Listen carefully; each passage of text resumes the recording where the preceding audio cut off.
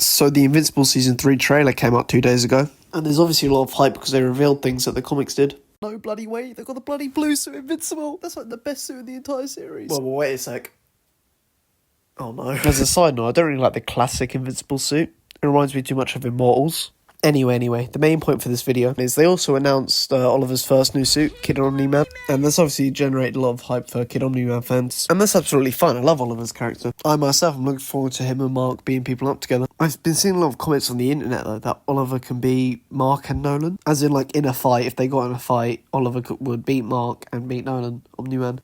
I think that's absolute crap, to be honest. And there's just like general talk in the Invincible community that Oliver is stronger than he actually is. So I thought I'd make a video discussing how strong he actually is. I'll start with a quick non-spoiler explanation.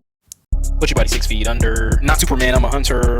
So Oliver is half Thraxan, and as Omni-Man says here, we're only allowed to procreate with genetically similar species. Humans, for example.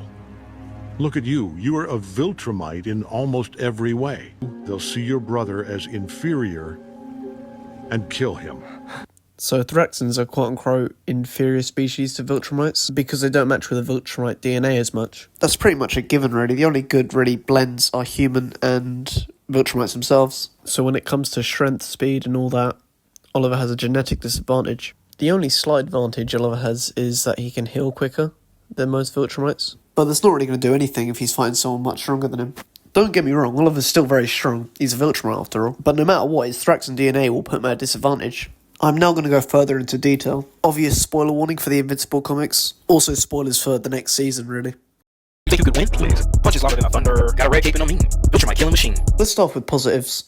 He easily destroyed the Mauler twins. Like, straight up, no holding back, just killed him, dead. I guess he also managed to throw Conquest. For those that don't know, Conquest is one of the strongest Viltrumites. I guess he tried to fight Thrag, but we all know how that ended. I guess his speedy recovery is a feat, but that's all I can really think of. He did manage to put up a fight with an alternate Mark during the Invincible War. But yeah, that's it. If anyone can think of any better feats, then let me know in the comments. Conquer the world, I'm a king. I'm the reason he ain't got a spleen. I'm a menace. So we have established that Oliver is pretty strong, especially by Earth hero standards in Invincible. But when compared to all the strongest characters, his genetics are holding him back quite a lot. After Thrag was banished from the Viltrumites, he made his way to Oliver's home planet and managed to breed with all the Thraxans, and from then on he created a whole army of half Thraxan, half Viltrumites. The entire army had nothing on Invincible and Omni-Man. It actually got to the point where they were killing themselves trying to hit him. Mark and Nolan made easy work of them. So that, and Oliver's fight with Thrag, shows that Oliver is quite weak when compared to the strongest. If I had to compare him to another character in Invincible, I'd say he's around the strength of Season 1 or 2 Mark. He's clearly able to do damage to a lot of people, but then again, he's not really fighting any of the big characters and getting away with it. It's also fair to say that Kid Omni-Man is invincible if he didn't hold back. As I said before, he managed to no-diff the Mauler twins, but that not holding back attitude doesn't really work in his favour when it comes to fighting, and it's shown very well that whenever he goes against these higher-powered people, he gets murked really easy. I'm gonna murder you, and you. Your family better get out of the way, or I'm gonna get rid of them too.